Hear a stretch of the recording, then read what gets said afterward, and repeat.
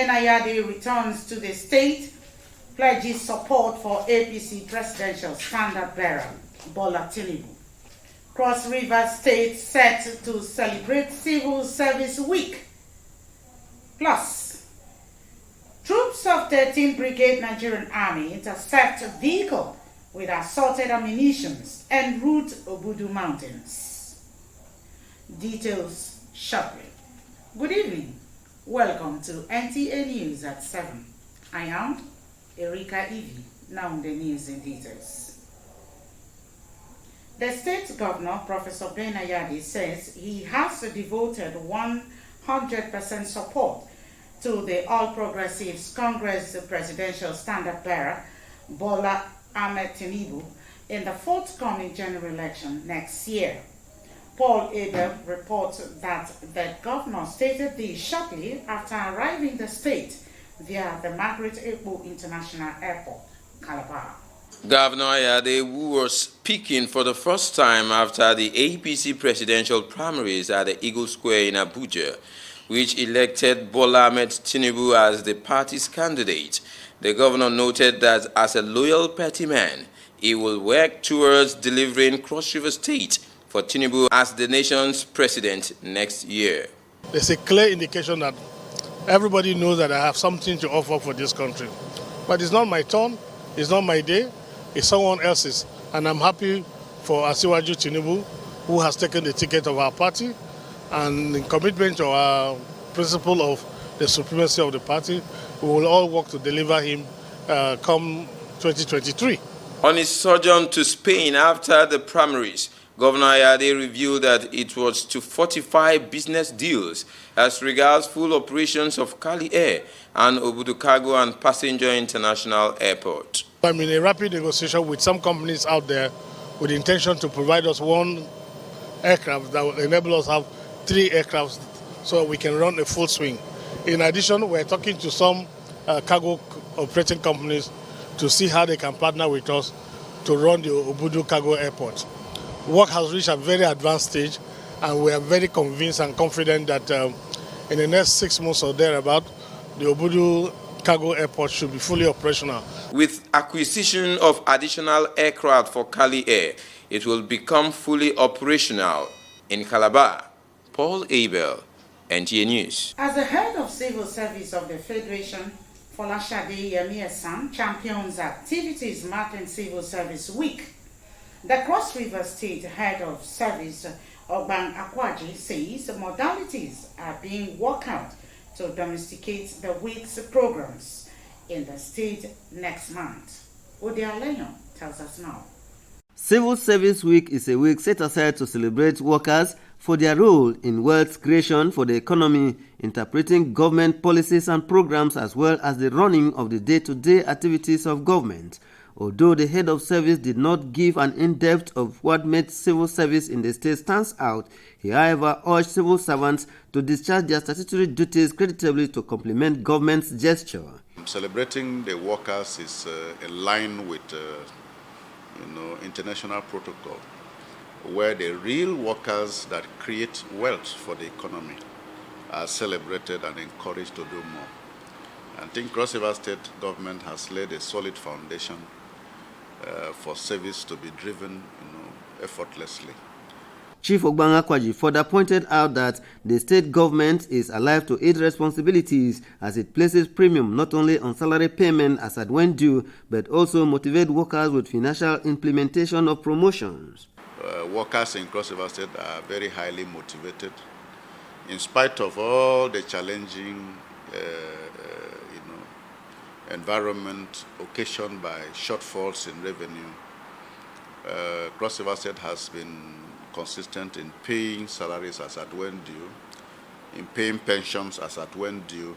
There are some of our neighbors who are still owing pensions. There are some of our rich neighbors who are not up to date with payment of salaries. On the massive retirement of Cross River workforce by 2023, the head of service says gap analyses are ongoing to ensure that replacements are done early enough for the newly employed to be mentored. In Calabar, Ode Alenyo, NTA News. Away from that, toward reducing maternal and infant mortality rates to its barest minimum in Akwa Ibom states. Pregnant women are being enlightened on the importance of antenatal care as a prerequisite to healthy pregnancies and child health. Emediamumo reports that these came to the fore at an event when delivery packs were distributed to pregnant women across 31 local government areas of the state. Pregnancy is a positive experience for all women, hence encouraging a healthy lifestyle during and after pregnancy is pertinent to reduce mortality rate in the society. Research shows that for every 1,000 births, Akwa Ibom State records 42 infant morbidity and maternal mortalities.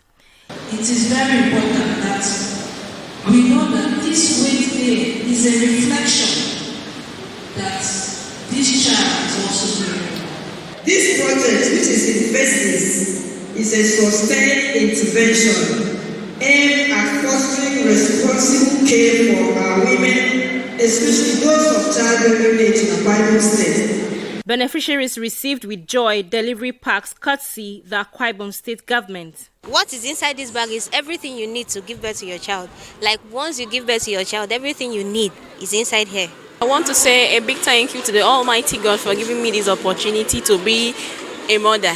Since the establishment of the PET project, Family Empowerment and Youth Reorientation Path Initiative, FEREP, over 2,827 expectant mothers have benefited from the program, and this is the 10th edition. In Uyo, Emedion Mo, NTA. Thank you, Emedion.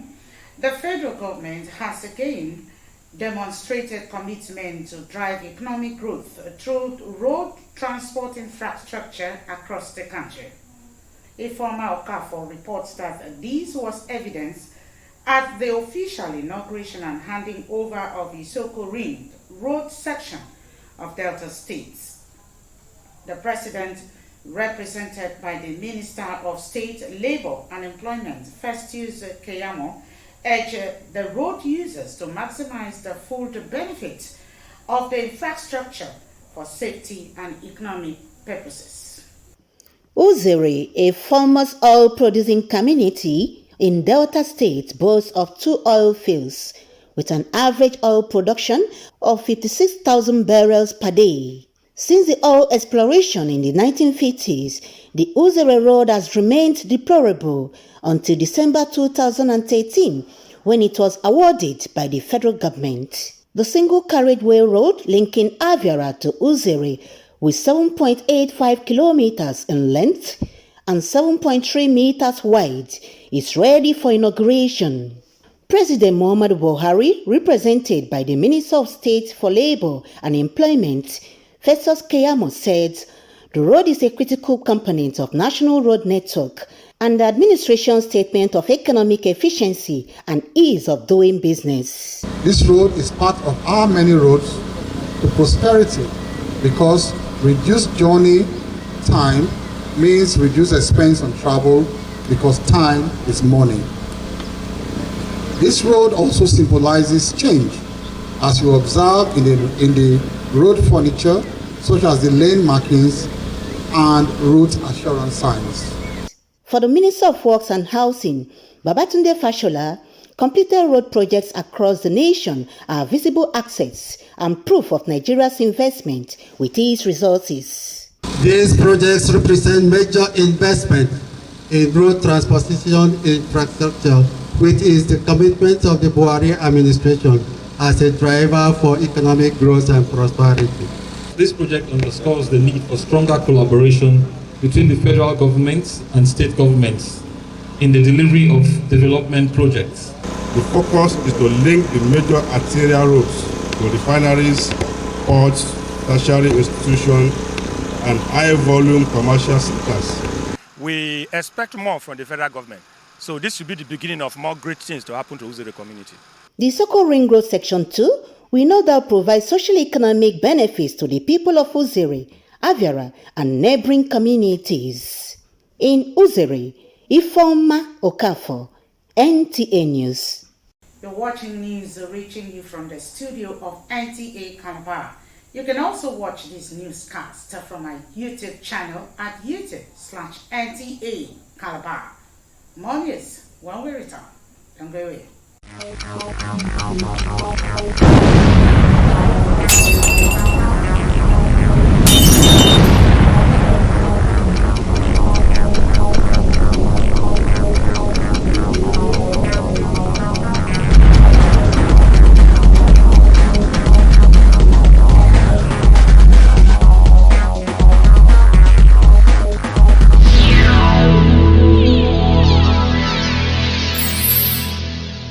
President Muhammadu Buhari has written to the Senate requesting the confirmation of Mohammed Shehu as Chairman Revenue Mobilization Allocation and Fiscal Commission.